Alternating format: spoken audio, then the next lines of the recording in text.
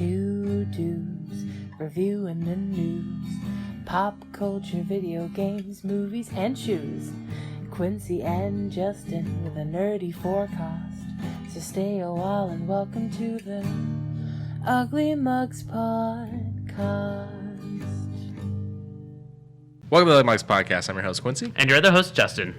And you've actually got something interesting today. I've just got simple great value K-Cup because I am cheap. You're not cheap. I'm broke. The economy around us. Start working on that Humble Bundle, and we'll probably have to do like that whole 50% toward us, 50% toward the charity thing. So I had lunch with your uncle today. Yes. And he gets some kind of notification on his phone. And he goes, they're bringing back adjustable rate mortgages. Call them ARMs. Oh. The thing that was one of the reasons why the housing crash initially happened. Yeah. The thing that makes my day job do well. Your day job's going to do even better. I guess in like 6 years when everyone loses their fucking houses again. Well, hopefully. I don't want it to happen. I will hopefully be in a different career path by that point.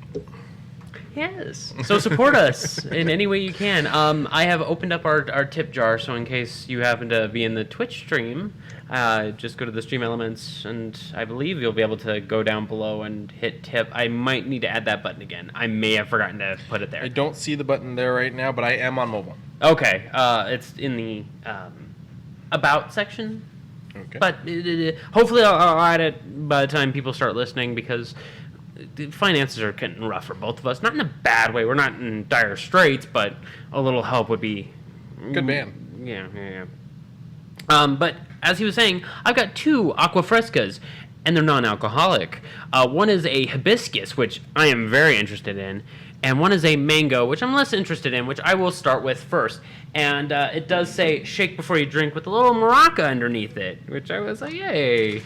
So I'm going to open it with a little ASMR. Here we go. All right. And I've got my D12 mug that was, I believe, a birthday gift from you. I don't know. I buy you random shit. Yeah, you do. And I do as well for you. Ooh, that smells good. Here, I'll leave a little bit for you, just in case you want to try that. That does smell good. It's very mango. Oh, that is really good. That's very mango, but I feel like there's a lot of sugar just based off the smell. I can feel my back already hurting. It's actually not that bad. It tastes light, if that makes sense. So this is actually a 2 servings per can drink. Yeah, because it's supposed to be 11 grams per serving. Because it's supposed to be a mixer. Well, I think it is.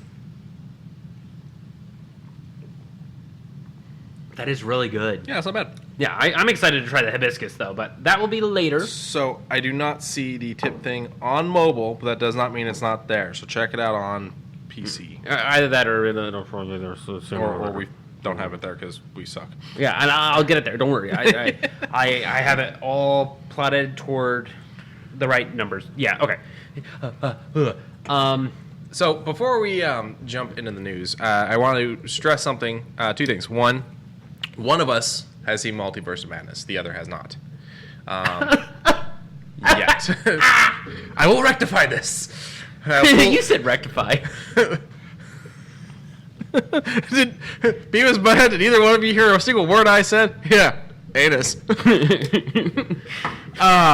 So we will not be doing spoilers. We won't be doing spoilers yet anyways because, it just came out. It's only past its first weekend. And it's dominating. It is dominating in the box office, and I can tell you it was definitely worth seeing it. We got okay seats. We were about middle of the theater. We got there a little late. So you got the you had to kind of tilt the head, get the peripheral. Not that bad. Not that bad? It was the section where they put the wheelchairs normally. Oh, okay. So Yeah. it's so you can see peripheral. Yeah, we can see everything. Okay. We're talking about possibly going back and doing the 4D With the massaging chairs and all the that. chair that moves you and sprays water and Yeah. oh, it's a blast, dude. It's so much fun. I've done it for 2 movies now. Shang-Chi and Shang-Chi. Sonic? Oh yeah, Shang-Chi. And Sonic 2. Sonic 2 was surprisingly mellow in that. But yeah, we will not spoiler. This is a spoiler-free zone for Multiverse of Madness. However, we are going over Moon Knight today. Yeah, let's go ahead and get started with that. You want to start with Moon Knight? Yeah, and then sure. we'll deal into some other stuff? Okay. So, Let me pull up my episode breakdown. Yeah, go ahead and do the episode breakdown while I just give my general synopsis of it, or not just my opinion of it. So, first 3 episodes was very fulfilling. I felt very full, I consumed it at a good rate, and it made me want more. Post episode 4, though, I believe Socks and I started to feel like it was kind of crunching everything down. And I feel like it was supposed to be something longer, like an 8, maybe even a 9 episode thing. I will say, I was very surprised when I saw that this was 6 episodes. I think Loki was the same way. Yes, but with Loki, though, it didn't cram a lot. It crammed a lot, but it paced itself well. We're getting into this era of no longer doing 26 or 21 episodes in shows, and for some shows that works. For other shows, it cramps things a bit. So a show I'm going to review later on, I watched Star Trek Lower Deck. That's 10 episodes per season. And would you find that fair?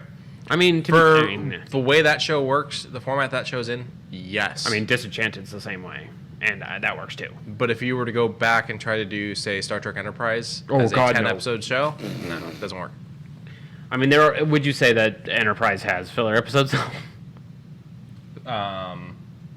Yeah. So, I mean, you give and take. Like, Disenchanted has a few, Yeah, so I'm wondering, like, we got to find that nice middle ground. Maybe not 26 episodes, maybe not 21 episodes, but I feel like 6 definitely isn't enough. Like 9 would have been fine. I feel like 9 would have been a good sweet spot because 9 would have definitely given us the aftermath and the following for Jake Lockley. I definitely feel like it depends on the show you're writing. Yeah. But I think 12 would be a nice solid spot for shows.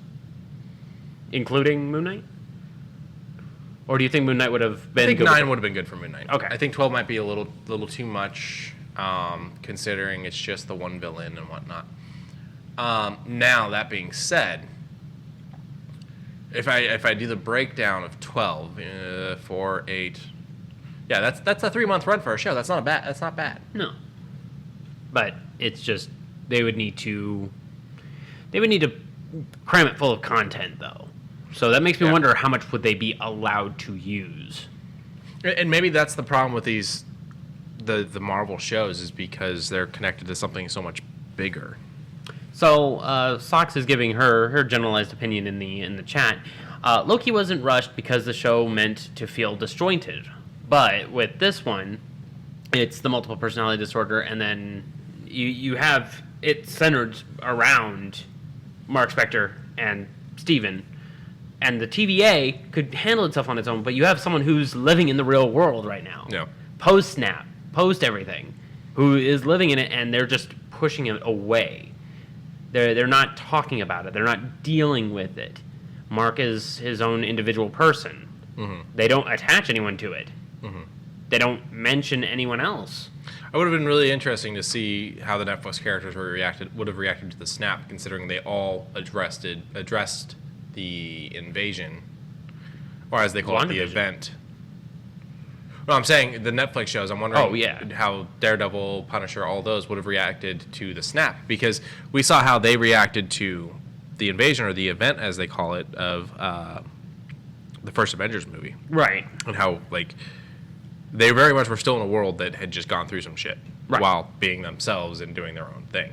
Really would have liked to have seen how those characters handled the snap, because this show very much, and the show creator very much did say this, pretty much ignored the MCU. Then don't have an MCU character. That's my take on it, because you have someone who is supposed to be this very opposing force and is supposed to be like, I mean, in the comics, he sees himself on TV fighting alongside Spider-Man and goes, hey, that's me. And then that's how we find out that he's in the mental hospital. Mm-hmm. You know, that's a big cut. And then all of a sudden you're just like, take that off the table. So I think he functioned really well on his own. Yes. I just wanted it to feel like it was in a world that's gone through the events. That's all. There's an entire cut scene that they made that involves an actor from Eternal showing up. Far From Home hit on it a little bit. Yeah, Far From Home did hit on it a little bit. The movies do better about reacting to it. When you get to Black Widow, because I don't think Mac has seen Black Widow yet. When you get to Black Widow, that touches on it a little bit. And then if you watch Hawkeye, that touches on it definitely. No Way Home. No Way Home also touched on it, but not as much, I think, as Far From Home did.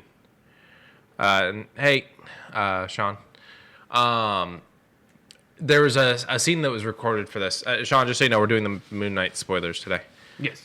There's a scene that was recorded for this that didn't happen. It was a very expensive scene, from what I understand, that connected it to the Eternals, and I don't understand that. I don't understand why they would cut it. Like, I know that this project was special to the showrunner because it's Egyptian, and he's Egyptian, and there's all that connection there, and I fully understand it was important to him that way. Yes. But you didn't choose to do just an Egyptian movie. You chose to do an Egyptian show in the MCU. I will say, I'm not complaining about the show at all. I love it. I ended each episode wanting more. I was kind of bummed out at the end of episode 6. I was like, well, I thought they were gonna, at least talk about it or mention something, or I thought we would see him break out of that third sarcophagi, something like that. And I was like, or maybe the suit had its own form of sentience, that kind of thing. Because I don't want a sentient suit, so I'm glad that didn't happen. Okay, have you finished the 2016 run of Moon Knight? I don't think so. Okay, because I don't know if it would be considered spoilers, but he doesn't have just the 3. He has 12 suits. No, well, yes, personalities. Okay. And each one of them is wanting to fight for the front. Okay. And Khonshu, of course, is just like, well, whoever wins kind of gets to take over now, right? Yeah. And so that causes that internal conflict with that very good cover I showed you, where all of them are fighting each other. I would have liked to have seen, not that specifically, but more of the ones that are just trying to take the light for a little bit, because that's basically his superpowers are based on who is taking over. But I don't think that this show is going to do the 12. I don't think it was ever planned to do the 12 because the 12 really isn't, other than what you're mentioning here. I've never heard of the 12. Yes. So it's the 3, and we very much get the third, the fight between the 2. But I think the thing the thing that you need to think about here, you're saying you want that fight. Jake's not fighting for it because Jake doesn't want them to know. Khonshu doesn't want them to know about Jake. That's why the wording at the end of the last episode's the way it is. Okay. That's why they're so confused. They're tricking those two. Okay. Because he's got Jake, who 100% wants to do this. Jake doesn't have a wife he loves. Jake isn't in love with Mark's wife like Steven is. He's just in it for Jake's being Jake. Jake's being Jake. Okay. All right. But you do get references of them throughout the show. You get scenes where there's a blackout, and both Steven and Mark are like, what the hell happened there? You see the extra sarcophagus and whatnot. You even get it in the final battle when Mark's wife's being shot at. And Harrow comes down with the axe cane. Yeah, and then all of a sudden we have and now suddenly Harrow's on the ground and everyone else is fucking dead and whatnot. And it's like, what happened? It's Jake. Yeah, but it kind of sucks that we also didn't see that scene. But yeah, that happened a couple times where I was like, they're using this because 3 times. First in the city, the little village, just after they first run into Harrow. Yeah, but so we have it then. We have it on when they're driving the truck. Oh, that was okay. But that's because Steven doesn't know about Mark yet. We can only see what Steven sees. Right. So maybe Mark. That's Mark. That's Mark for both. That's Mark for both of those because Mark's on the mission to get the scarab. Okay. And then once Steven learns to look through the reflections, so then we have 2. We have 2 points where Jake took over. One is the cliffside. The cliffside. And then the second one is Harrow. Yeah. Okay. And the thing is when it's Jake, you know it's Jake because once Steven learns how to watch what Mark's doing through the reflections after their whole big confrontation Oh. We no longer have a blackout when Mark's doing stuff. It's just... We see when Mark's doing stuff. We see when Steven's doing stuff because now Steven knows how to look at what Mark's doing. Steven and Mark don't know about Jake, so Steven can't look at what Jake's doing. Because Jake just does. That's why we still get those blackouts when Jake takes over, because they don't know about Jake. They're not seeing Jake. Okay. I like that. Okay. But I still would... Well, I would... Personally, for the next season, another one who's pushing Jake away, and Jake goes, what? I think the next season, if we get it, one. It has to be all about them learning and dealing with Jake, because now they think they're free from Khonshu. Yeah, and of course Khonshu's like, you're dumb. And I love the fact that they've reached the ability to use the body together at the same time, essentially. That was great. Yeah. That fight scene was good. It made up for me going, it's gonna be them pandering for a while, isn't it? And then when the one scene in the sand where they combine the heart, that was a good one. Sox really likes the hippo. The hippo. I can't think of her name. I can't remember her name either. But she really liked her, and I will tell you, there was a fan art that she really liked. That Tawaret.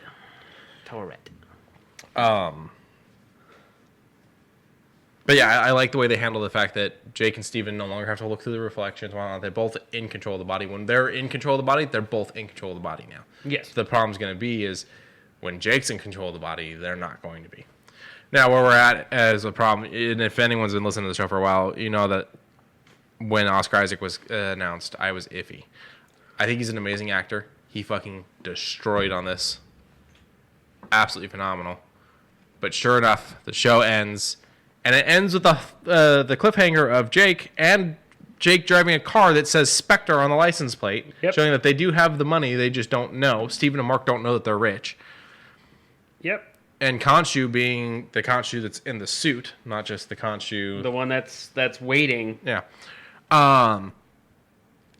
This ends showing us, okay, yeah, we're going to get Jake, and we're going to get a season 2. And Kevin Feige had originally talked about WandaVision and whatnot, and WandaVision and Captain America and the Winter Soldier saying he really likes these shows. He really enjoys these shows. And Loki was originally part of the statement. And then Loki ended up somehow getting a second season, which even the showrunner didn't expect. He's like, I'm loving these shows and whatnot, but I'm super excited for Moon Knight, Ms. Marvel, She-Hulk, because those all we can do second seasons with. We have no plans to do second seasons of WandaVision or Captain America Winter Soldier. Those are going to go into doing movies. Multiverse Madness, Captain America 4, whatnot. Yeah. But now we have Oscar, who came out and said, I would totally be down to do season 2 if there's a good script. So right now, either that's just to throw people off the trail, or there's no plans for a season 2, and this runs me into the problem I had when they announced Oscar, because I went, this is the dude that did the 3 Star Wars movies, and then when they were like, let's do a Poe thing, he was like, nah, I'm done. And so when they were like, he's going to be Moon Knight, I was like, I really hope he's in this for the long haul. And now it's, well, if the script's good, I'd be interested. And I'm like, well, obviously you don't want to do a crap script, but that tells me that they didn't sign you to a second season. Yeah. Crap. Yeah, okay. I would sincerely hope he at least takes a moment and reads the scripts then. I don't know. But he acted his fucking ass off. Speaking of acting his ass off, Ethan Hawke. Ethan Hawke did great. Holy shit. When I first saw him, I was just like, that's Ethan? Okay. And then when he did the thing in the middle of the village, I was like, okay, I'm liking how this is going.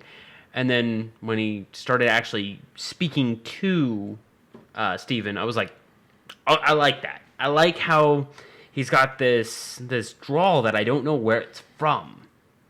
You know, you can't really pick that type of accent. Mm-hmm. And I'm like, okay, I like this. And then as soon as he gets like anger in his voice, great, fantastic. Now I found it really interesting that this is the moment Ethan Hawke comes into the MCU. He comes in to play this bad guy in Moon Knight, which is really interesting to me because as he's coming in, Scott Derrickson, I think his name is. I'm going to double check that. Derrickson. Right now. Here, while you do that, I'm going to do a little... Scott Derrickson. Oh, okay. I was going to do a little more ASMR by opening the one that I'm excited for, the Hibiscus Aguas Friskus. So the reason I'm talking about Scott Derrickson is he's the director of the first Doctor Strange movie, and he was supposed to be the director of the second, but him and Disney, him and Marvel, I guess, couldn't come to an agreement on what the movie was supposed to be or something like that. Creative differences is what he cited, and he didn't do it. And the reason why that's connected to Ethan Hawke is he directs horror movies. He did Sinister with Ethan Hawke. Yes. And his new one that's about to come out, based off of the Joe Hill book, The Black Phone. That's it. Also has Ethan Hawke. Yes, and I'm kind of excited for that one too. And it has Ethan Hawke as a bad guy. Yeah. And I'm going to go ahead and pop this real quick, everybody. Ooh. That is a really nice sound to that one. Ooh, it is a very pink drink. Here, I'll let you try this one out too. Holy cow, I can smell it from here. Here. Okay. So I love hibiscus. To those who don't know, I love hibiscus so teas. So do sloths. Yes! That's probably the reason why I like it. That does smell really good. Oh. You like that one? Oh. So I can get these 2 for $2. That's fair. That's pretty strong. Yeah, it's pretty strong, but I fucking love it. Not bad. I could see adding this to I could see using a steamer, a latte steamer, and doing it with green tea. This would go amazingly with green tea. Make yourself a hot toddy this way. Holy cow! So, I want to talk about real quick though, because we were talking about Ethan Hawke and he's amazing, and I don't want to discredit him, but the one thing I wanted to point out was how very different Steven and Mark are, and how very different Jake ends up being. Yes. Jake, they seem to make Hispanic to try to touch on Oscar Isaac's ethnicity. They did do the yarmulkes and other Jewish faith things to touch on the fact that the character of Mark Spector is supposed to be Jewish. Yes. Steven and Mark are very different. They have different voices, different mannerisms, different way of holding themselves. And Steven, okay, with saying that, Steven also has the falsified memory as well as faking a cognitive thought. Mm-hmm. Because when we find out late in the series, he holds up the phone to his ear and he's talking to his mother, which obviously is not true. You can also see in that scene when he realizes it and he wakes up in the street and he calls her and he's like, I don't know where I am. Yeah. If you look, it's not a phone call. You can actually see the screen's lit up and it's not a phone call. Yeah. Oh, me, I got lost. Yeah. And I'm like, he was a defense mechanism, but at the same time, when he activated the defense mechanism, it broke something. It mentally broke something in the second part of his mind. Yeah. I didn't even notice. We need to thank Sean because he gave us another subscription. That's 3 months in a row. He's getting closer. He wants the Spider-Man dance. Spooty man. But the reason I want to bring that up is at Avengers Campus in California Adventure. Okay. They have Mark up on different things, dressed like the full-blown Moon Knight. He'll come out and he'll look, and then he'll turn around and whip the cape and everything, and he'll disappear back into the building and whatnot. But they have Steven in this costume. Yeah. The head's kind of big. Yeah. But in this costume out there doing photos. And whoever they have doing the costume at Disney does the voice Oscar does. Does the mannerisms Oscar does. I saw the TikTok. I think you're the artist. Yeah. Yeah, and he even turns and talks to Khonshu. Yeah. And I was like, the people over at Disney, they know what they're doing with their cast that goes out there and does this shit. I fucking love it. The other actor I want to bring notice to is May Calamoy? I'm not sure how to say it. Calamoy? So she plays Layla. I kept forgetting her name for the longest time because I kept going, Laura? No. Laura? No. Laura? No. Mark's Layla. wife and Steven's crush. Yes. And now that they are one together and share the body and whatnot, I think they could actually make this work. But there was one major issue that I have at the end of this whole entire series. Okay. Where is she? Like, she does her whole thing, but as soon as he goes up and they absolve him, absolve Harrow, it was like, oh, it's all a dream. But does she continue being the Avatar? So I do believe she said temporary when she was talking to her. Right, but of course... I'm assuming she's still back in Egypt because Khonshu put them back in Britain in Stephen's place, but mostly because he needed Jake there to finish the job. Business. Yeah. So she's probably she's probably off in Egypt, like, where the fuck did Mark and Steven go? And has to get herself back to England because Khonshu moved them. Either that. I don't think she's a dream or anything. I don't think so either. But at the same time, what happened? Or I think Khonshu just moved Mark and Steven. And then just said, and then bound up his leg and was like, see, you guys are still a little messy because neither one of them remembered. But they remembered their stuff. They were like, we were out. Well, the leg thing? The leg brace and then the fucking circle I think that's sand. just a call back to the joke. Okay. I think that's just a call back to the fall and whatnot. Sure. Although, did you see the two fish? I did. That was kind of cute. My fish had one fin. This is two. Fish don't grow fins. And then we also got F. Murray Abraham. As Khonshu as an amazing voice. That freaking, as my justice, rise, my moon knight. That was great. So he, the thing I most recently saw him in is he's the narrator for the Grand Budapest Hotel. Okay. So he's the grown-up version of the bellboy. Oh. All in all, I'm very happy with the show. I'm very happy with all the acting. Give it a number 1 through 10. Am I just 1 through 10? Like, this is what I think, how I Overall. view this overall, just how the show is? Yes. I'd probably put it like an 8 or 8.5. 8.5? Yeah. Okay. I'm about an 8.5 too. And the reason why is because of the simples.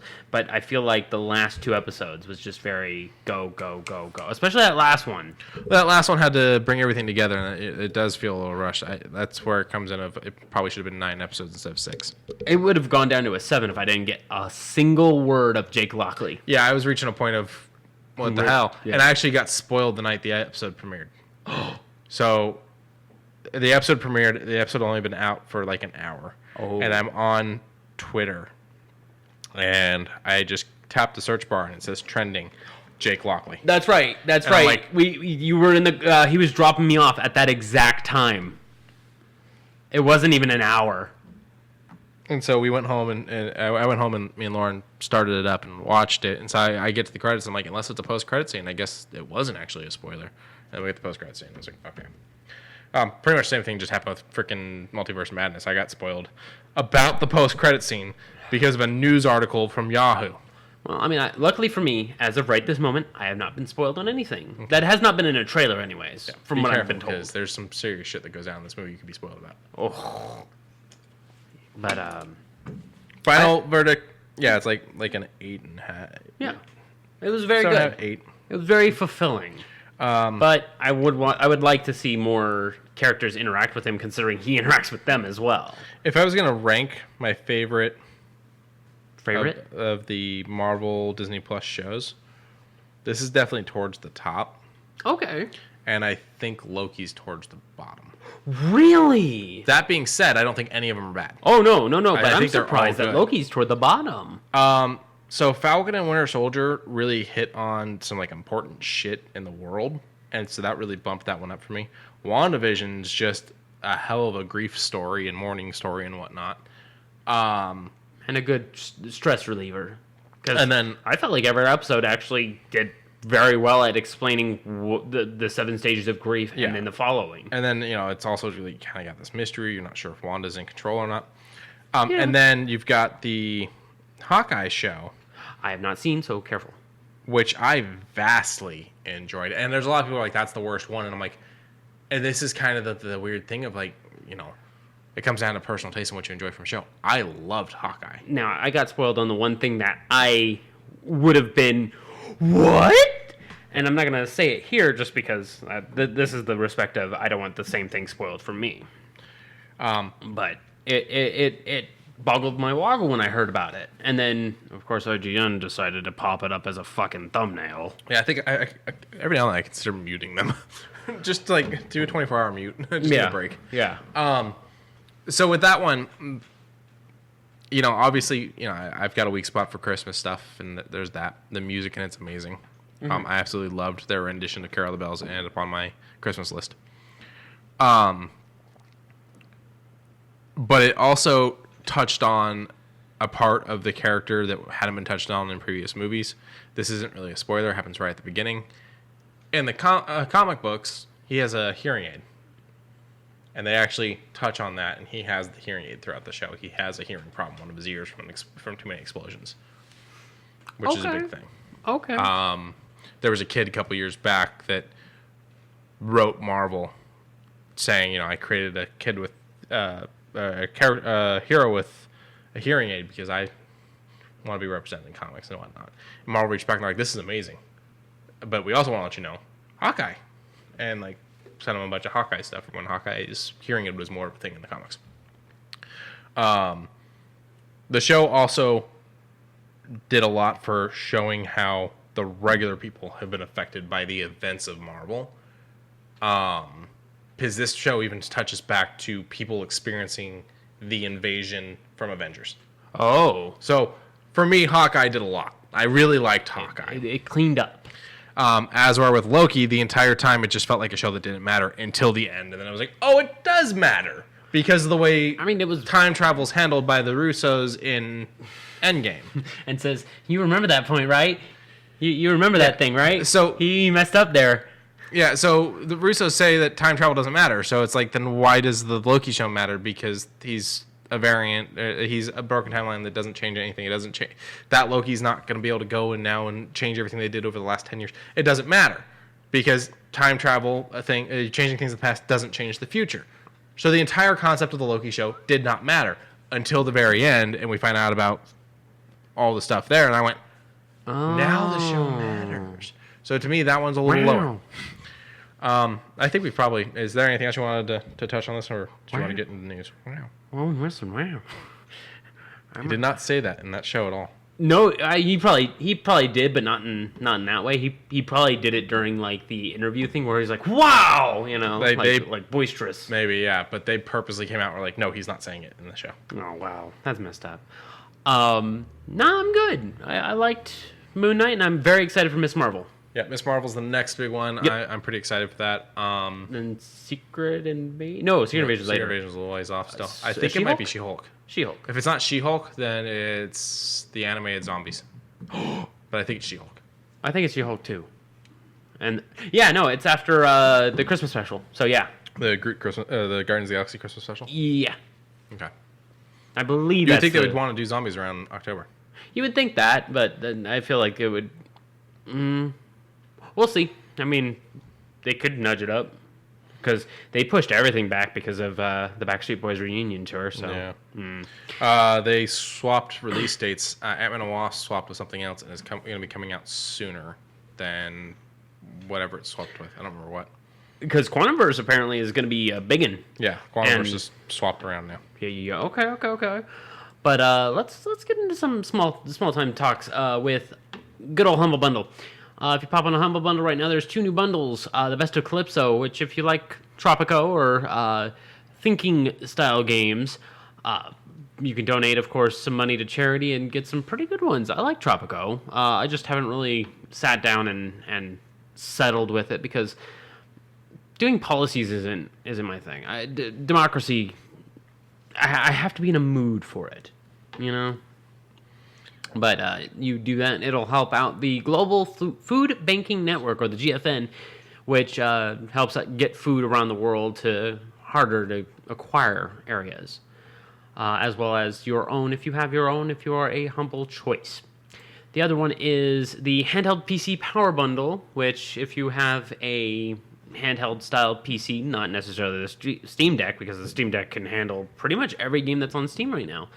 But if you get this, you can get yourself a nice, pretty good bundle with Orcs Must Die 3, Neon Abyss, which I really enjoy, MechWarrior 5, which I should get into, Mutant, Road to Eden, which I believe you said you liked, right? Yeah, and I kept waiting for them to release the next part because the way they designed it was supposed to, like, be there's chapters? Gonna be another, it kind of, yeah, like, you finish where you're at, but they're like, there's going to be more, and, like, the Road to Eden, like, that title is supposed to change as they release more, and then it left Game Pass, and I never saw if they did more with it. But I vastly enjoyed it. The mechanics work very well. XCOM, but cleaned up pretty nicely. Yeah, and with extra powers. Parkosaurus, which is kind of like a, lack of better words, a baby mode version of Jurassic Evolution, Jurassic World Evolution. Paint the Town Red if you just want to throw some punches with blocky-headed individuals. Orcs Must Die 2, and Exanima. Exanima? I don't know what that is, but looks interesting. Looked interesting when I caught a quick peek of it. But this one helps out Life Flights, which I actually don't know anything about. Assistive technology packages to over 10,000 children and young people with life-limiting, life-threatening, and disabling conditions. So, something that I'm already leaning more toward, because that is going to be one of our last things we talk about in this podcast. So it's helping that out and getting technologies to those who want to play these types of games. So get on it. I've been playing a game recently because I've been hyper-focusing a lot lately, and I can't help it. And it's leaving Game Pass, Quincy. What do I do? Try to buy it while it's still on sale on Game Pass. Fair enough. Well, the game I'm talking about is Remnant from the Ashes. I played it a little bit ago on PC. I mean, I have it on PC, but I was just trying to promote because it's a good game. It's just when I played it originally, I don't know. I felt like I was overwhelmed very quickly because it is a very strict learning curve. I didn't get past discovering the base at the very beginning. Yeah, it is. It is also a bit of a muddy boot style story that kind of goes, here's all of this, go and find it real quick before you go on, and then it gives you some pretty linear corridors to get through, and then it gets pretty weird with a alternative paradox style area, and it gets crazy very quickly, but the enemy styles are varied. The game gunplay is amazing. The eldritch abilities that you gain throughout the game from the bosses, you get good boss weapons. The loot system's pretty tiered, and you can get it as you go. I'm kind of bummed that this is leaving, but this game is leaving on the 15th. So if you want to get at least into it and see if you want to play it, get into it now. Nice. And if you have Game Pass and you want to buy it, it's currently $8 off through the Game Pass membership. $31.99, which is just for the regular, and I believe $10 more for the. Oh no, I didn't mean to hit that. Ooh, get rid of that. He just tried to frickin' charge my card. I did not. I just wanted to see about the. I think you gotta click the dots. No. Oh, right there. There's the add-ons, which are also on sale 10%. Yeah. Well, hold on. There was the complete edition. So for that $8 that you're losing, you get the 2 add-ons. Okay, yeah. So you come back out to the regular game price there. Yeah. Which is actually $10 off the complete price. Yeah. Instead of $8, so not bad.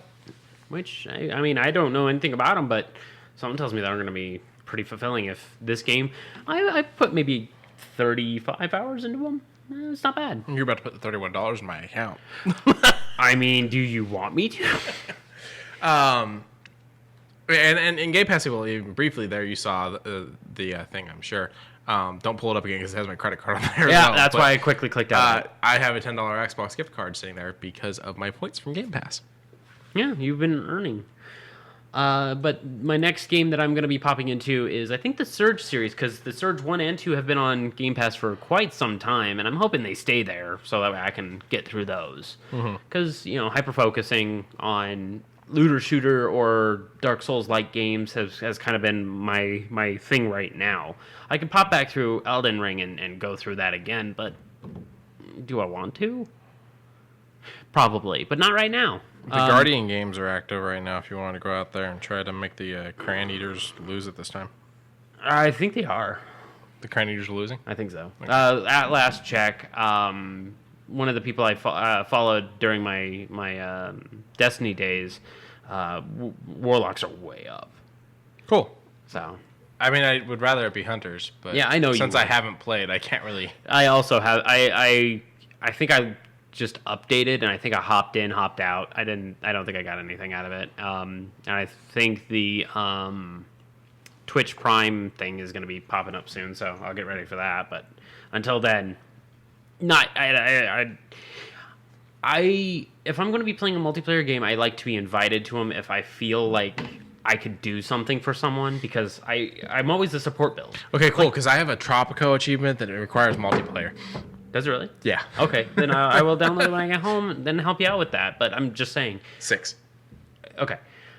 Like I enjoy being a support build. Over on Remnant, I literally have a support build where every time I take Estus Flask, the Dragon Heart, Keep talking. and I put it to my chest and heal, it heals my allies. That's I am pretty cool. I am literally a medic in most of the game. Tell me, it worked. Tell me, This way you guys got to watch live, see the crazy shit that happens. I will literally do this in a restaurant. Okay. I think you've experienced it. I think I've experienced it once. I think used the to salt shakers, full the on flat salt shaker. take the bowl that the creamers came in and flip the creamers over and like just create get a it to tower? where they would stay upside Flip, down flip, in flip, the flip. bowl, and with something underneath like a tower of cream or something, so that you could actually spin the bowl with the other creamers dangling. I would ridicule you, but I do the same thing. What else are you gonna do at Denny's and IHOP at 3 in the morning? You have to wait for the food. Yeah. This was never a packed restaurant type of situation. Right. But the Surge and Surge 2 are going to be my next So go-tos. what are the Surge games? So I see Chainsaw Goodness. Okay. So the Surge 1 is it literally starts off, you're in a wheelchair and you're just slow going. Okay. And Avatar. you're pretty much, and you have to crawl into this machine thing, and it's like, okay, all right, administering, what do they call it? Sleeping agent. I forget what they call it, but administering it, and then it misses, and then, all right, administered. Now doing phase 1. Wait, what? And it begins ripping into his spine, that exosuit there, and he feels everything. Okay. And that's how the start of the game. But what is the game? I'm just saying that it builds. It's dark. It's interesting. It is very dark and interesting. And then you are basically knocked out, and then when you wake up, it is, Doom 2016, where you woke up and you kind of go, the fuck happened here? And then someone's trying to explain shit to you, and you're just like, shit out of here. I gotta rip and tear. And it kind of gives you a little bit of that feeling. By far the greatest thing they did for Doom 2016 is that when you hit start, you start. You start. Like You get that you're not going laser into pistol. a cutscene or No. anything. You are on a table trying to break yourself off of the table as things are coming up to kill you. And then you pick up that laser pistol and you rip and tear. Yeah. Until there is nothing left. And I also love that Doom guy keeps punching things. It has the one dude talking to him. Samuel Hayden. Talking to him through the thing. He's just... Fucking get that shit out of here. Yeah, and literally, what is it? BFG Division starts up when he fucking says, shut the fuck up, man. But the Surge is kind of like that. Okay. The Surge 2 is, I believe, cryo sleep, where you've already undergone this, but you're not fully at the point where the legs will work after the exosuit has been put on. Basically, you're one of the first ones that has had this procedure. So, but is it a Doom style game where you're going around just killing shit? It's a Dark Souls style game Okay. where you're going around, and it is not tough as nails, but it is hard. Okay. So I'm Interesting. Yeah, I'm Where are these at? Game Pass. Awesome. Okay.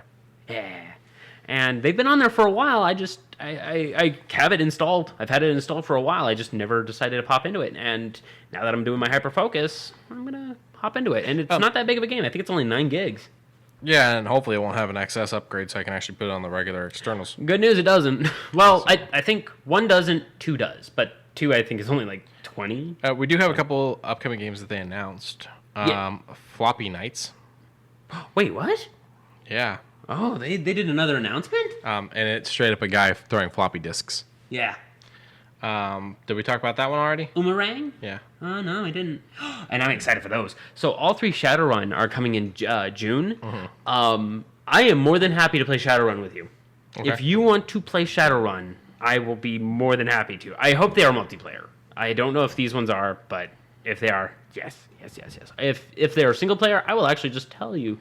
If you want a good tabletop role-playing game that is not exactly what you're used to right now with like 5th edition or Pathfinder. Shadowrun is a good one. Shadowrun's a good one to get into. Especially Hong Kong. I've heard Hong Kong is the best out of those 3. What's up? I'm not getting the surge on here. Really? Yeah. I just checked for... I just downloaded 2 days ago. At least it wasn't coming up in the search buttons. Really? Remember when you tried doing that and then you went to the actual Xbox store and it told you to install? What was it for? It was for something that we talked about last week. But... So, here's the S's. Further down. Stop. SN. No, further. Star, steep. Sunset. Should be right here. It should be right there. Surge. Huh. That's very interesting. Unless they're PC only. No, I have it on. I just downloaded it 2 days ago. Oh, I might need to take that. Well, because I know you're on there, but it boggles my woggle. Okay, hold on. Alphabetical. I'm sorry. That's gonna. Let's actually go the other way. Z-Day. Fuck you. 100 games. I always get 200. Well, I don't need that many. Oh, wait. I actually do need that many. Oh. Yep. Yep, need it. One more. Really? Huh. Either that or you own them through... I could own them. Huh. They may have been freebies at some point. Yeah, they might have been. Okay, well, I'm sorry if I misdirected, but I should have sworn I got them through the Game Pass list.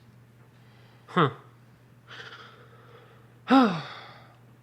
A game you're excited for that I saw the trailer, but you didn't, and that kind of weirds me out because usually it's the other way around. Yeah, I did not consume the new trailer. I did not know the new trailer was there because I was busy reacting to the chat just randomly said the other news that came out. So this is Gotham Knights, confirmed 2-player only. Okay, so it does say download to console, so I probably just own it. Okay. And probably check for Surge 2 real quick, if you don't mind. Okay, so you own both. Cool. Yeah, they were probably games with gold at one point. Okay. I can't be mad at that. So, Gotham Knights coming out this year. It's the one superhero property that's coming out this year that I'm really excited for in gaming. They just announced right before pre-orders went live yesterday. They have canceled the PlayStation 4 and Xbox One version. Yeah. Now, they're saying they want people to have the best version, and it's not going to run as well on the old gens, yada, yada, yada. There's a lot of people out there going, well, we don't want another Cyberpunk, so I understand. I'm like, this wouldn't be another Cyberpunk, but I get the thought process. But here's the thing. You waited till pre-order day. Yeah.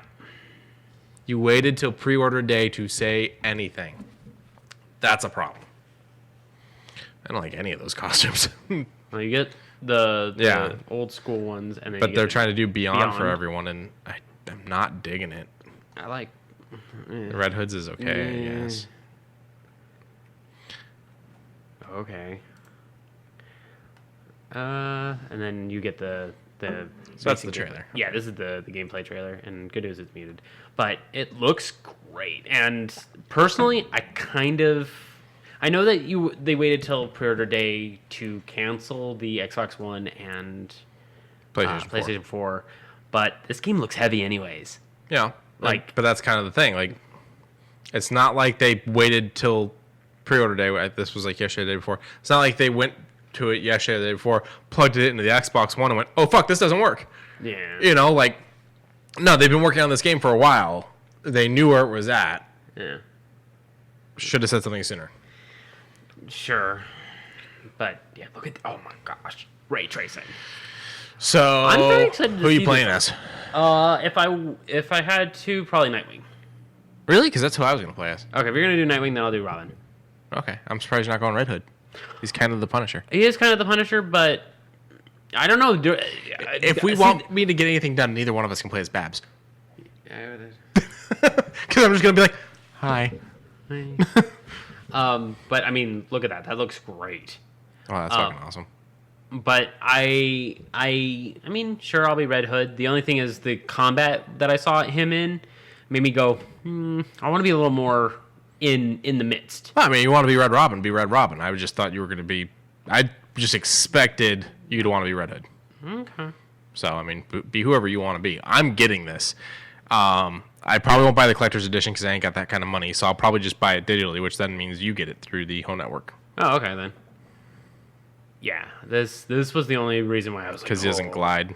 Yeah. And I'm just like, I mean, that looks cool, and then he's got these weird guns, but hey, man, then maybe I'm taking that back. But yeah, the big old explosion, and then the gun kata I like, but it's weird. It's a little weird. It reminds me of that one scene from the Resident Evil. Yeah, the CG thing. But he's got like ice bullets and stuff too. That's kind of interesting. I don't know. We'll see. When the time comes, we'll see what I build toward. Yeah, that's the other thing that's going to be the question is like, are there skill trees and all that? Figuring out all that will also very drastically change who you play as. And jokes aside, I probably will play as everybody, including Babs. Actually, I love her character, and I would love to see what they did with her for fight styles and whatnot. And that, I don't know if you noticed that little purple drop. That's the only reason why I might be like a little bit more leaning into it, because it's got loot. I don't know why. It makes the little tiny endorphins in the side of my brain. You should have been a hunter. I wanted to be a warlock because I wanted the medic build. What's funny to me about this though is the concept of beating up random thugs to get loot, as if they have something better than what Wayne Tech has. I mean, well, Wayne Tech obviously stopped creation, but Cobblepot's kept going, right? Because he was a weapons dealer or weapons. Cobblepot would be a weapon. He's a weapons dealer, not a manufacturer. But he doesn't have a big organization like Wayne Tech and whatnot. He's doing all that, illegally and shit. Yes, I am a loot goblin. What's the release date on this again? Ooh. Oh, the bike. Yeah. Keep going. That was maybe just click the pre-order link. It'll tell us. Okay.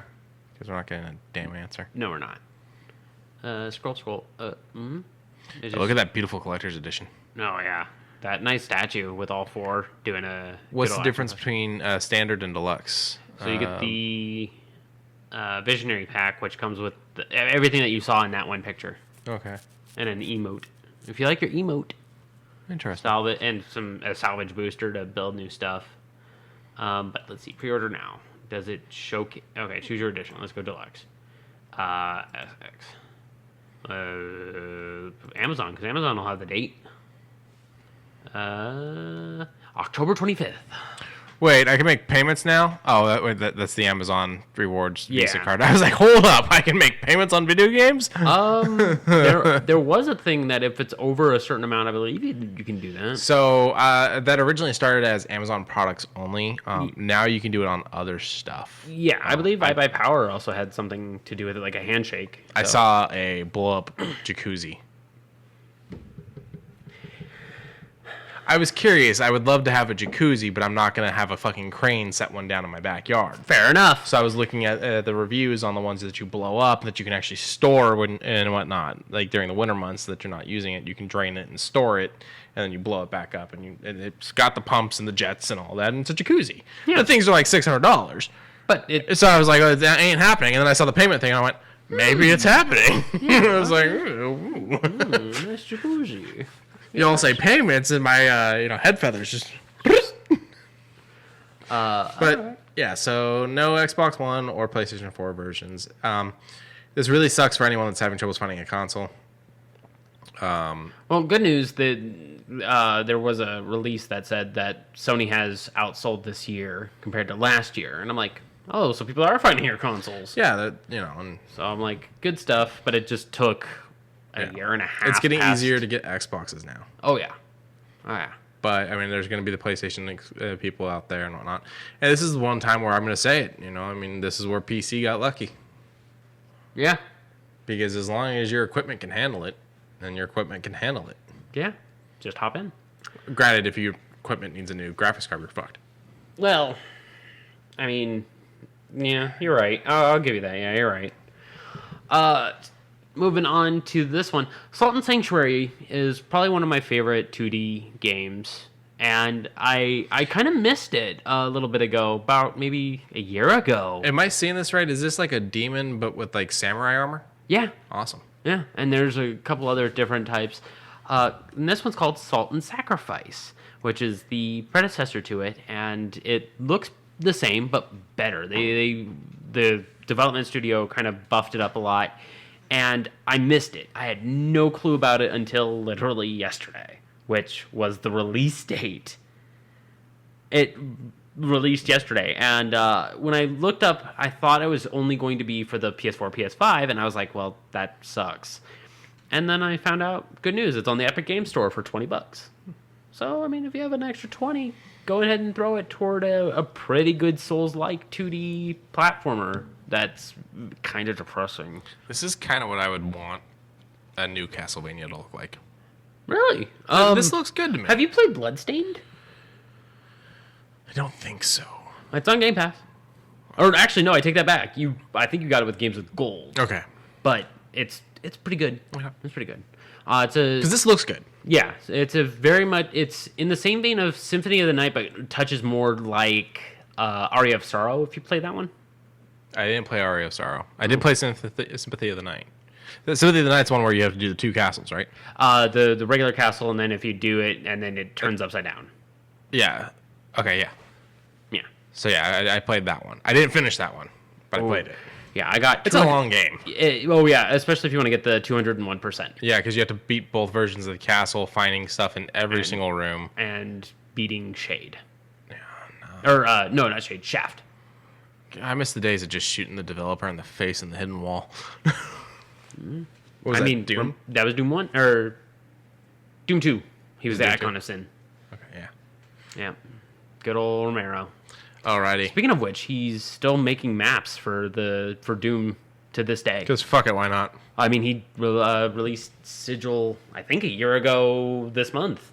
Because fuck it, why not? And it came with both soundtracks, the MIDI version and the actual orchestration version. Both fucking rock. Because why not? Boop.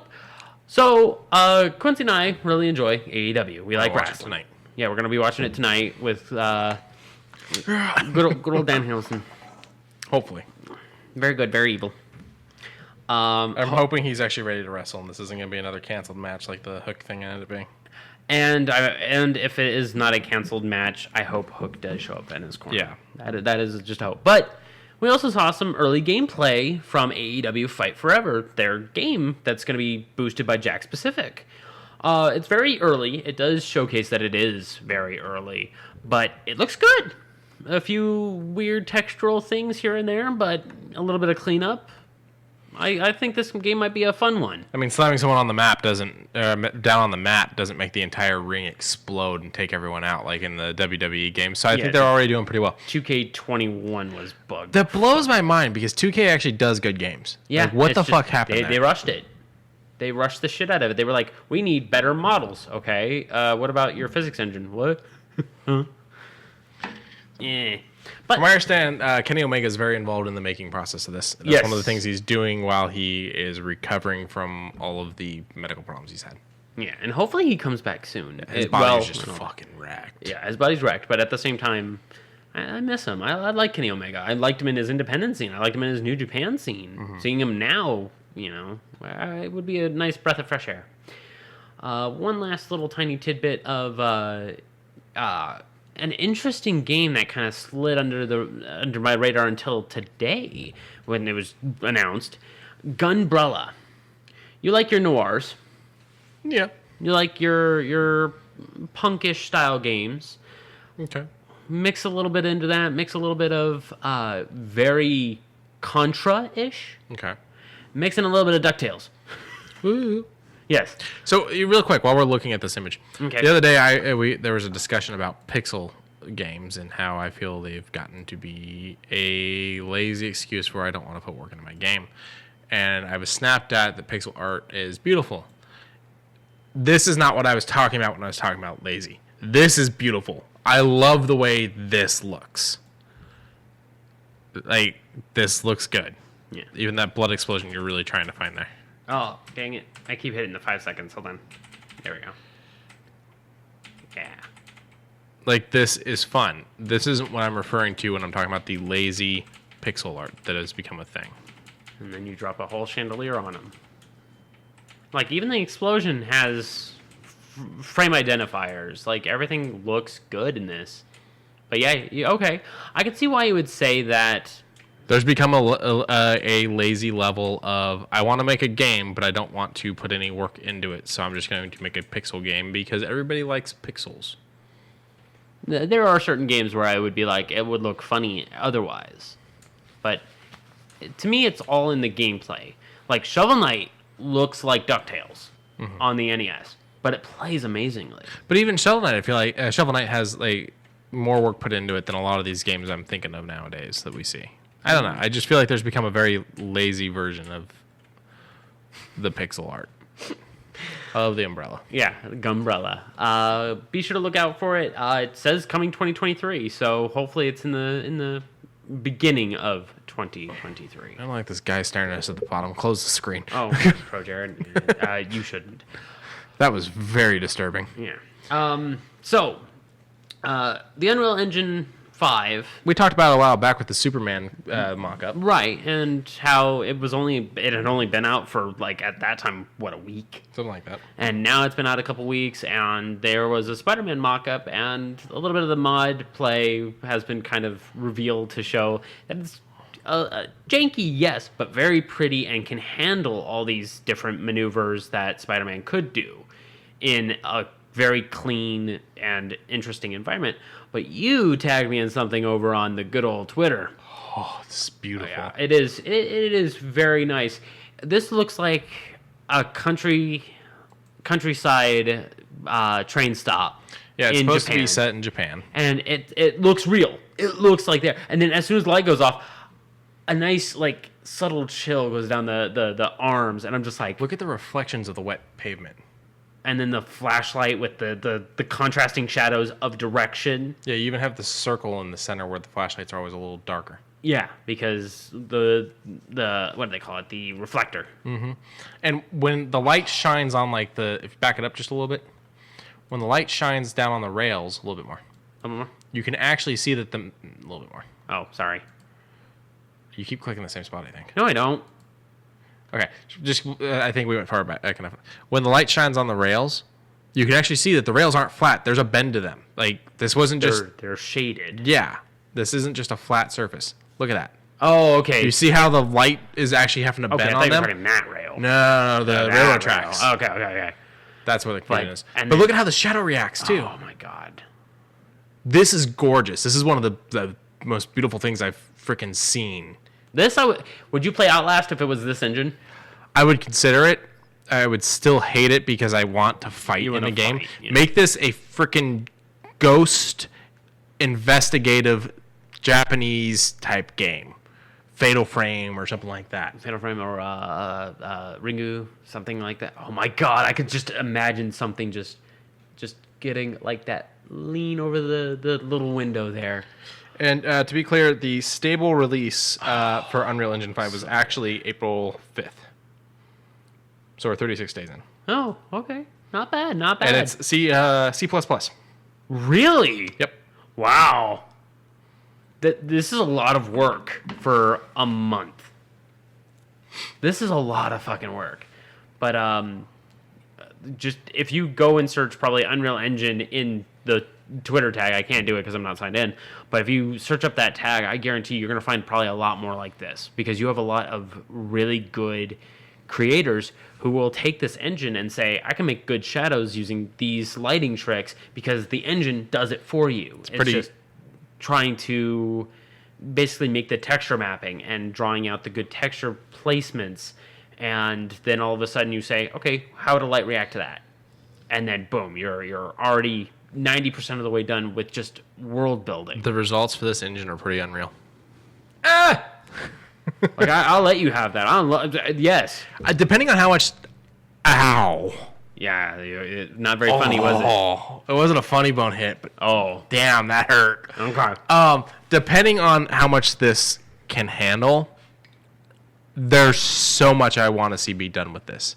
Mm-hmm. I want to see so many open world games being done in this engine. I want so much from this freaking engine. I mean, I already loved Unreal 4. I thought Unreal 4 was great. Did not get used nearly as much as it should. And I do believe if they're still doing things the way they did when Unreal 4 came out, Unreal 3 became free. Yeah. So if they're doing things the way they're doing them, I would assume now that Unreal 5's out, Unreal 4 might be free, but don't quote me on that. 2 seconds on their website and you'll know.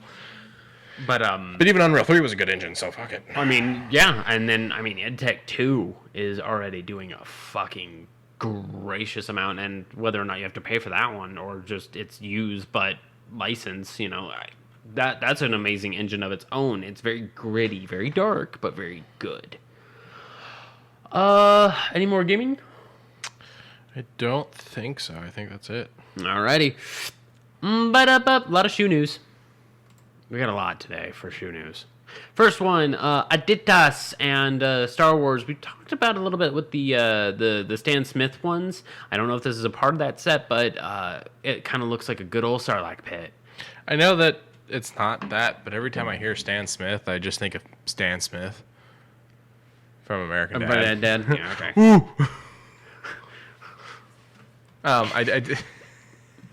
I do really like these. Like, they're simple, but they're still nerdy. You got the tentacles and you got the teeth on the back. And then Boba Fett on the side with it looks great. I like the coloring. Oh my god, it says Boba Fett on the side? Yeah, right there. That's hilarious because you accidentally said Boba Fett for one of our other shoes. Did I? Yeah, when you were talking about when you were setting up the tabs. Yeah, Boba and Boba. Yeah. That's hilarious. Here, I'll do that one right now. Boop. Boba T with good old Nikes. Air Jordan 36 Low has these nice bubbly bubble tees. You get to literally stand on the Bobas. They are a bit of a lime green, different tones of lime green. And the lid is the swoosh. Yeah, the lid is the swoosh. It's a bit loud. It's a bit rough, but they are very nice looking shoes. And I kind of tied in the Boba with Boba. Yeah. Nice. Yeah. The other one that I had was just a pretty generic pixelation one from the, I talked about it a long time ago, the Have a Good Game set. And this one kind of followed suit with a pixelated swoosh with pixelated clouds on a very white front end. No release date as far as, no price tag on that.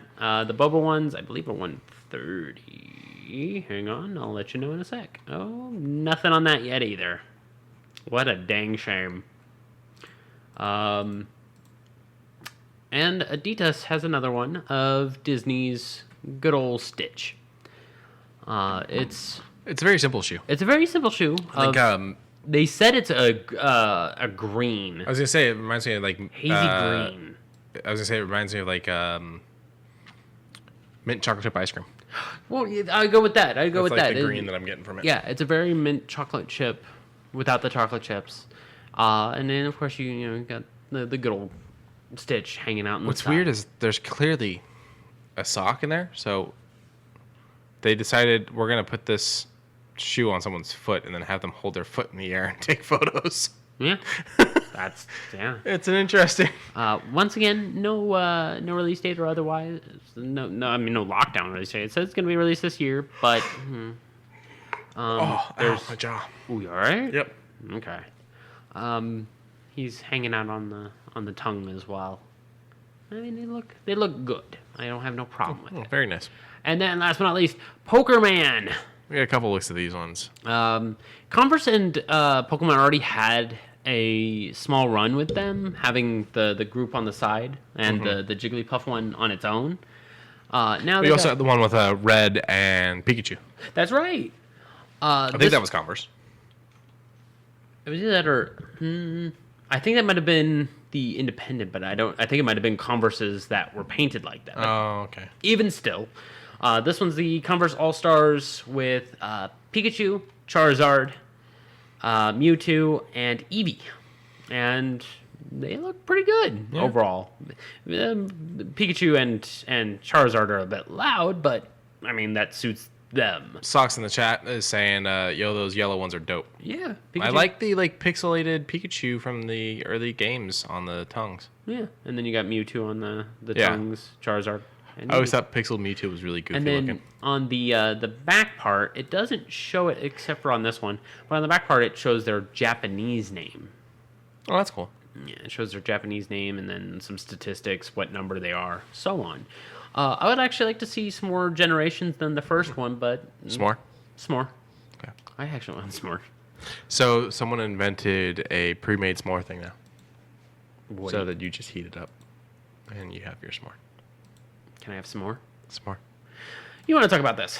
I want to talk about this. I watched Star Trek Lower Deck. Season 2 just dropped. They dropped the whole thing. It's on Paramount Plus. It says watch now free right there. You have to have a Plus subscription, I do believe, to watch it. But it may be one of those ones you get with ads. I'm not entirely sure. You got Jack Quaid as one of the main characters in it. You would know him from The Boys recently. Jerry O'Connell's in it, being absolutely hilarious as one of the Upper Deck crewmen. And then you've got Tawny Newsome, who is Beckett, which is Beckett Mariner, which is I think pretty much the main character. The one that gets followed the most. Yeah, because it's one of those things where it's like Jack Quaid's character could be the main character, but they do a thing for a bit there that suggests no, she's the main character. You got Eugene Cordero, who he's one of the other Lower Deck crew members that's in every episode, and he you would know from. Oh, what is it? The fire department show that they made, Tacoma FD. Okay. You know from Tacoma FD from the Broken Lizard guys. He's the one that they make the joke where he's like, he said I look like Baby Godzilla. And then they put show, the picture in it. Yeah. Okay. And then he went on to being King Kong, Kong Skull Island. Yeah. Kong Skull Island. Skull Island. Which is great. And I think he's in Loki. I don't remember as who, but Yeah, yeah, the desk. yeah, he's one of the desk guys. And then the other one would be Jillian Vigman. She plays Ta'ana. The cat. I don't know if that one's the cat. How do I tell? I guess I could just do. I'm bad with remembering all the character names sometimes. I want to say it's the cat. It is the cat. So she's an interesting character. It's got a pretty good cast. It also brought back the voice actor for Riker to play him. Or the live action actor for Riker to play the voice of Riker.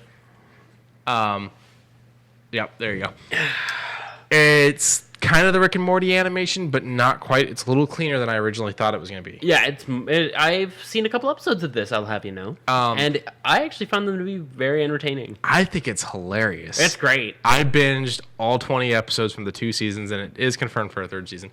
I binged all 20 episodes in probably 3 days. Mostly watching it at night.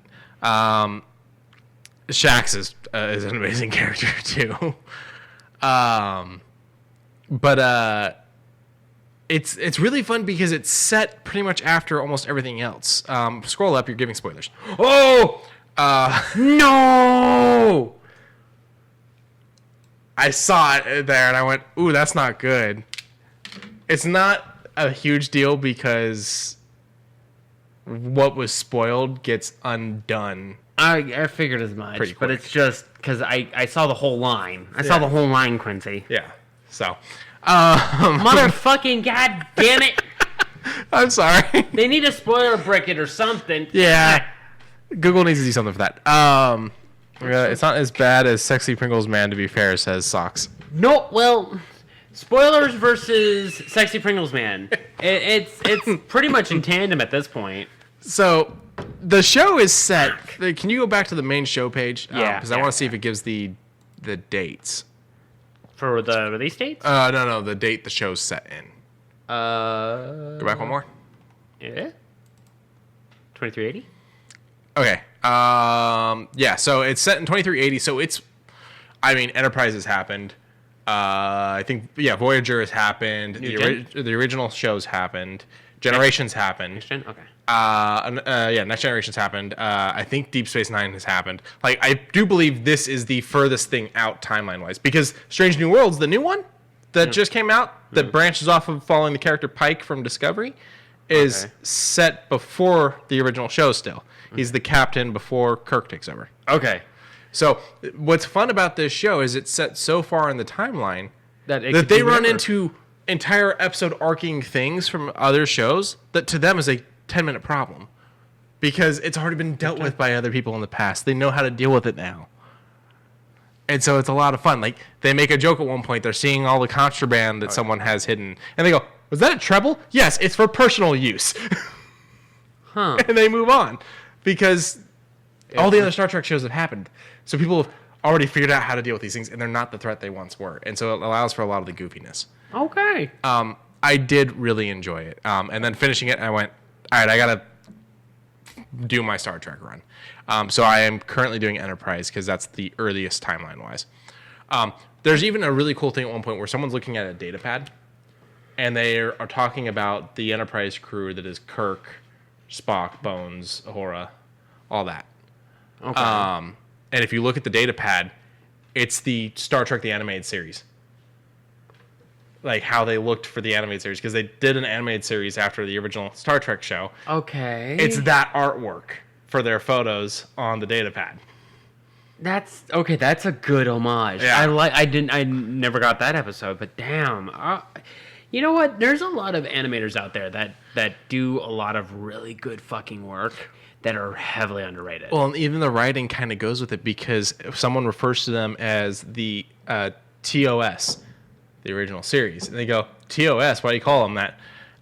And he says something along the lines of like the original space crew or something like that. Like, it doesn't mean the original series, but it's the original series. Like, it's a fun little thing. Holy shit! Lower Decks, you are a level above that. I kind of feel bad because we watched the original trailer when it came out. And 2 years ago, and I think we shat on it. You shat on it. I was like, I don't know anything about Star Trek, because I wasn't gonna front. I wasn't gonna lie. The animation looked a little wonky, but I was like, it looks fun. And you were like, and I was like, okay. I can't believe how many shows are active right now for Star Trek though, because you've got Lower Decks, Picard. You've got Prodigy, which is the animated one for kids. Oh, you've got Picard. Get kids early. Yeah, which Prodigy has the captain from Voyager voicing her character in it, which is Red from Orange is the New Black, the Russian one. Yeah, but she's not Russian. Yeah, of course not. That's holy shit. Yeah, she's playing her character in that. So you've got Lower Decks, you've got Prodigy. Strange New Worlds literally just launched, I think its second episode. And you've got Discovery all going right now. At least those four are all going right now. Jesus Christ. And then meanwhile, you look over at Star Wars, and Star Wars did all of the Mandalorians. Five. Sorry. Picard, Strange New Worlds, Lower Deck, Prodigy, and Discovery. 5 right now. So you were saying Mandalorian. Mandalorian, Bad Batch. How long ago would you say the ending of Clone Wars was? Well, Clone Wars, when they ended the 11th season. The final season, it's the 6th season, I think. Really? Season. Yeah, it's only 6 or 7 seasons. It's either 6 or 7. I can't remember which. Oh, I thought it was further. That actually, when they dropped that season, that was the Disney-made season to wrap up what wasn't wrapped up from the Cartoon Network era. Right. That it was launched shortly after Disney Plus came out, so it's probably been about 2 years. Okay, so I'll still consider it then, because Picard has been a couple of years too. Yeah, well, Picard season 2 just ended. I know. So, but I'm just throwing it in there. So yeah, Star Wars is starting to ramp up a little bit. Yeah, there's because I mean we're getting Obi-Wan this month, and Book of Boba Fett just ended like a month ago. Yeah, so we still have Ahsoka, which just started filming yesterday or the day before. And then what was it? Visions. Visions came out a while back. That was the one that was kind of their what if type of thing. Almost. Yeah, and I mean there was a lot of really good scenes in that. I'll admit I'm not a spacey fan. I don't do the Star Wars. I don't do the Star Treks. But when something Pathfinder. Or sorry, Starfinder. Yeah, Starfinder. I mean, I'll try out Starfinder if I get a good enough. See, it's not that the great thing about Starfinder is it's not Pathfinder in space. Yeah, no, it's its own thing. Yeah, they changed things. Goblins aren't what they were. They're space goblins. They're space goblins, but that doesn't mean goblin. No. He's not inherently evil. No. They're fucking junkers. That's what they are. You know? They could be cool. You don't know. Yeah. Talk to them if So- you understand the language. Star Trek can be a lot of fun, but it can also be slow at times. And I fully understand that there's a lot out there to consume in Star Trek and why people haven't. There's a lot to consume in any media right now. That's very true, too. However, I will say with Lower Decks, if you have any knowledge of Star Trek going into this, it's fun. If you have no knowledge going in, you'll miss a lot of the jokes, but there's still plenty of really good, really funny jokes throughout this. And they even explain some of the jokes for you. Okay, then the same could be said about Disenchanted. Okay. There's a lot that would go over to someone who doesn't really know fantasy arc, but it's a lot to be entertaining. So, yeah. All right, what do we got next? You want to talk about this? Well, you have a lot to talk about today. You have a huge smile on your face. So, anybody that knows me knows that I absolutely love Scream. It's my favorite horror movie. Love the franchise. I do not think there's a bad movie in the franchise. I just think 3 should have been written by someone else. Okay. So, we had Scream 1, Scream 2, Scream 3. Then we wait like 10 years, 15 years, something like that. Scream 4 happens. And we introduce the character of Kirby, played by Hayden Panettiere. And she was amazing. Scream fans all over the place think she's phenomenal. She's a very interesting actress. I like her. The character is just so great.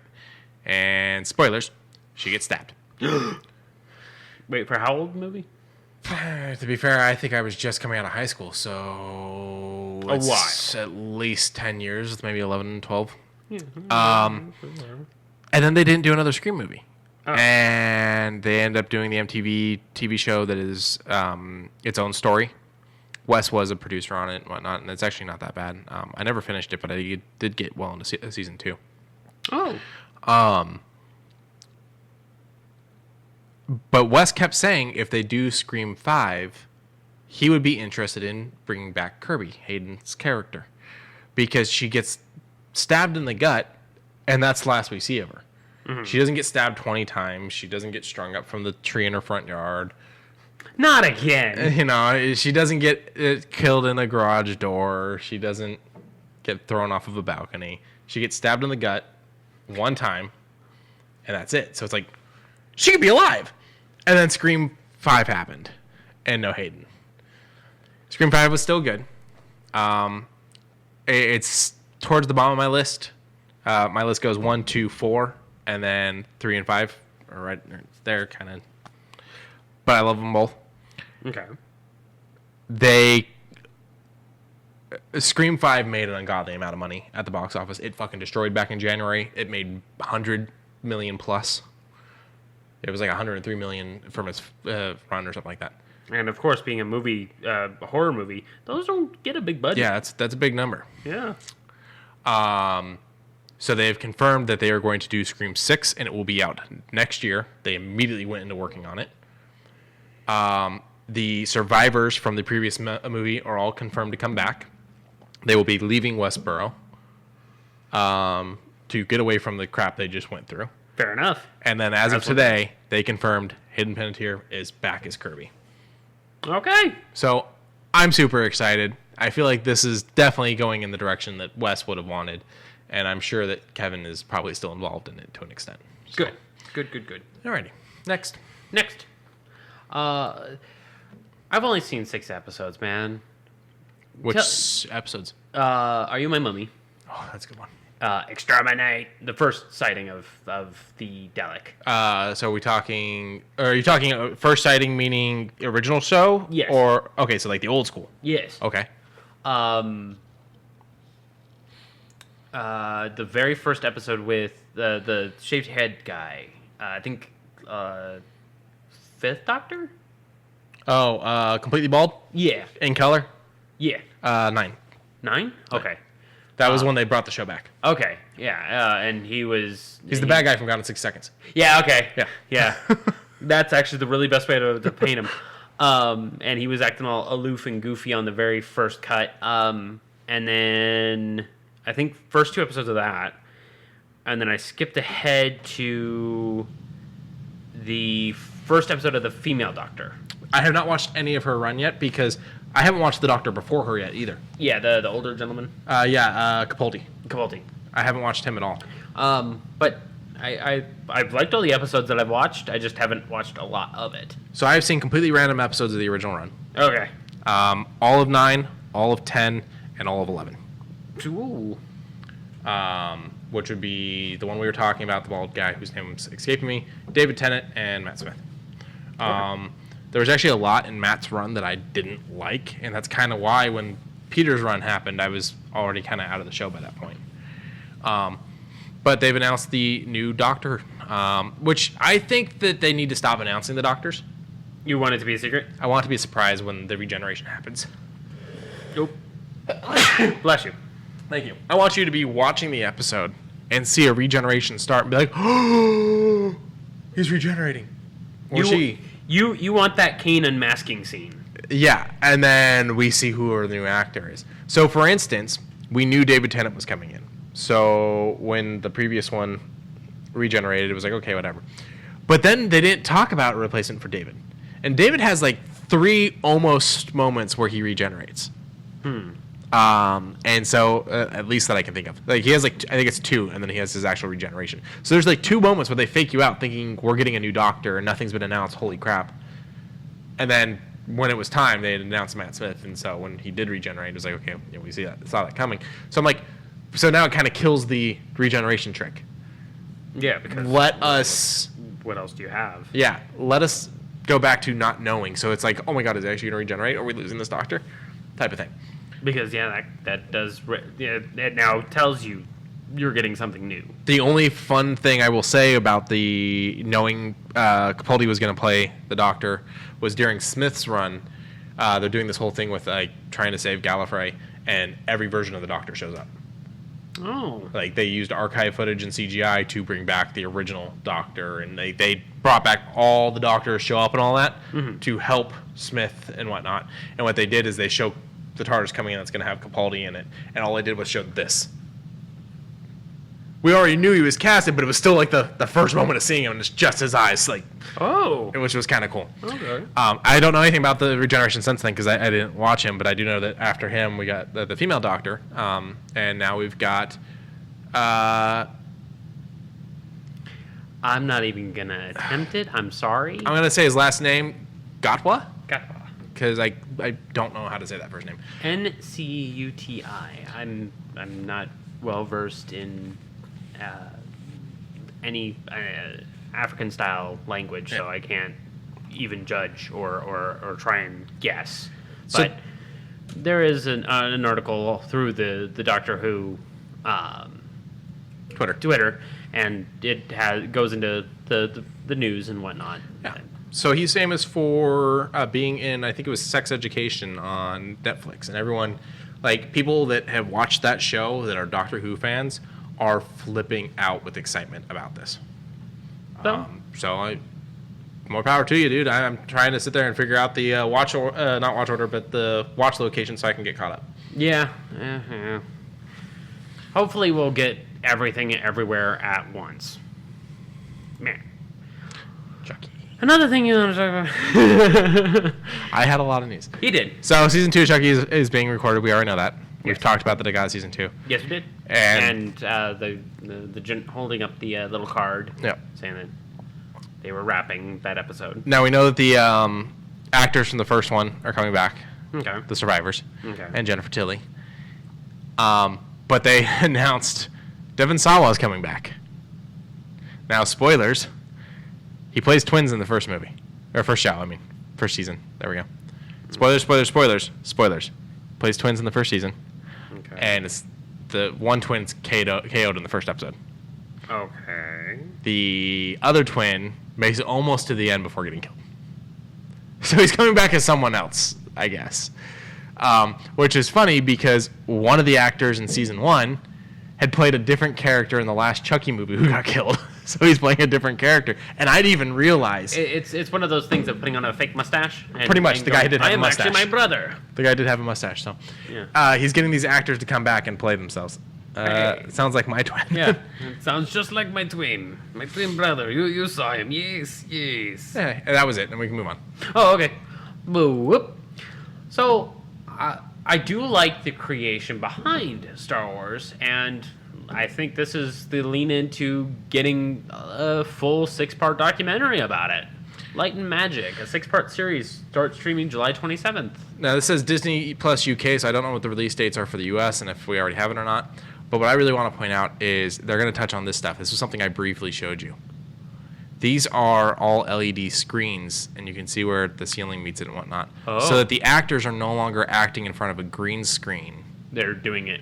Yeah. So he's actually sitting in a cockpit they built, as you can see him in this image here, and you can see the cockpit there. Okay. So he's sitting in a cockpit they built, but he gets all of this to actually react to around him, stuff they've essentially pre-CGI'd. And honestly, it's also making the scenes look so much better because you cannot tell in the very first episode when he's walking out on that ice that is a CGI'd surrounding. Yeah. So I'm really excited to see what this has to offer, and we got 2 more. It'll be available in U.S. and other territories. Thank you, Mike G. from Twitter. Hopefully that is correct. Yeah. Boop. So something I've enjoyed talking about is getting those who have a disability or any way, shape, or form a hard time playing video games or even accessing a computer, the tools and accessories they need to play these games or to use the tools that we need on a daily basis. And Microsoft is adding a little bit more of their accessibility tools, as you can see here, with just simple technology pieces, and they are increasing their focus on inclusive technology. And so somewhere down the line, we're going to be probably seeing a bunch of developers with developmental needs that will be leaning forward. Over on the Games Done Quick channel, there was a gentleman who has a disability that played Celeste, which is a teeth-grinding, very difficult game. And I'm like, I was having a difficult time with it. He was breezing through it. It's the tools we are given that we make good impacts. Have you seen the blind lady that kicks her dad's ass at Mortal Kombat? She listens to the game. Really? And she whoops the shit out of him. Really? Yeah. I mean, that's great. I love hearing this stuff. There is the Surface Adaptive Kit, which could actually help that, which is this little panel that, for those who are blind, can actually feel the game and hear the game and begin to play similar style games, such as with Mortal Kombat, being able to hear the marked tones and so on and so forth, and being able to adapt to it. There is the Xbox Adaptive Controller for those who are missing fingers, limbs, so on, and being able to play with, without a hand. I personally could never imagine it. No. And I don't dare try and, I don't want to say handicap myself that way, but to try and think if I had... Have you ever been in the moment of a game where you really want to take a drink, and so you set the controller down, but you tried using the opposite side of the controller with your hand while you did the drink? Okay. Yeah. It's similar to that, where I've had to, when I'm playing, when you're playing a game, you have your hand like this. You click the sticks. Yeah. With Elden Ring or hell, even Dark Souls, you have to change the way you play, because the run button, crab hands. Crab hand, where you have to hold the B button using your index, and because the way that you're turning the camera, you can't do that with your thumb. Yeah. I've had other games too outside of that where it's there's certain things where it's all right, it's gonna be easier if I take my index off of the bumper, bring it up to a button up here, so that I'm still controlling the joystick with this one, so I don't have to take my thumb off the joystick to hit the other buttons. Right. And we adapt. That's kind of what Microsoft is saying. Hey, we're going to build the stuff to help you guys do this. Yeah, and to those who are missing those bits. Yeah. And there's a lot of really cool stuff in here. This blog's got videos. It's got links to other articles. There's so much that they're doing. Yeah. There was a person on Twitch on this here platform who is missing their hands, and they use their chin, and they just beat Elden Ring without hands. Like, that on its own, even for a person who's capable, is an amazing feat. To, do this, you have to learn how to play the game without it and process everything. It's a feat, and I congratulate those who do without, or, I mean, it's just as good as I, or even better. I mean, there's plenty of people that do better than me, and I wouldn't be surprised if it's people like this who out here make the most out of their situation. Yeah. They could probably stomp me in a game any day. Oh, probably. I mean, fucking me as well. There are games I excel in, games I don't, and I would love to play with these individuals. Thank you, Microsoft. Yes, thank you. Rolling out the ending here. I like Transformers. I like Transformers. I like Lego. I like Lego. You want to combine the two? Yes. So, rolling out June 2022, Lego Transformers. I'm kind of excited for that. I am here for that. Come June, I guarantee it, we are going to definitely climb over hill and road to get you that information, because I'm excited. I want Starscream. I want perfect Starscream. So they're starting with Optimus. Yes. I don't know how far they're planning to go. I'm assuming they're probably gonna do Optimus to see how it does first. Oh, he's gonna And if sell. if it sells well, then they'll probably lead into the other ones. Okay. You don't want to launch every freaking one and have them not work. Right. So let's see. It'll so for probably the first series, it'll probably be Optimus, Bumblebee, Megatron, Starscream, 2 and 2. Do you think that would be fair? Yeah. And then for series 2, I could see Tire Iron. Sam Witwicky, no. I mean, A Witwicky. yeah, I know, right? Tire Iron. Who would be another good hero? Sandstorm. Sandstorm would probably be a really good one. And then on the villain side, it would probably be... It's sad that I know all these Transformers. That's not. Oh, okay. You do Transformers, I do comic book characters. There's people I know that do G.I. Joe. I mean... G.I. Joe, I know a few of. Master of the Universe. Yeah, you can keep those. I mean, Battle Cat's awesome, man. Come on. Battle Cat's awesome, yes, but that's more He-Man centric. He-Man and the Masters of the Universe.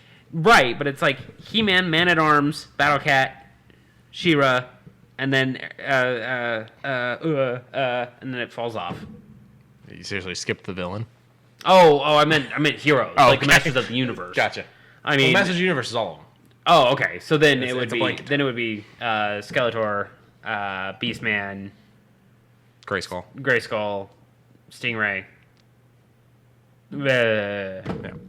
Grayskull is actually not a villain, to be It's fair. just the Well, there embodiment was of a Grayskull, but there's also the castle. Castle Grayskull. Grayskull. But But was it like We're a off lich? subject. Was it a lich that was like a thing above? I don't know. I don't know either. But that's all we got for news. And I mean, we went Pretty good. We actually got started pretty much on time this time. We got started on time, and we went $1.40 instead of like the $1.10 we usually do. But All right. remember to tell a friend, tell an enemy, tell a frenemy. Remember to like, subscribe where you can. Remember to check out our socials down in the comment section. Mm-hmm. Love one another. It's an easy thing to do. It's free. And we'll be back next week with some more good old stuff. Hopefully, just as much as this week. Hopefully we'll see if he can see Doctor Strange by then. We still won't spoil it. I mean, it's only 2 weeks out. Yes. But see ya. Bye, everyone.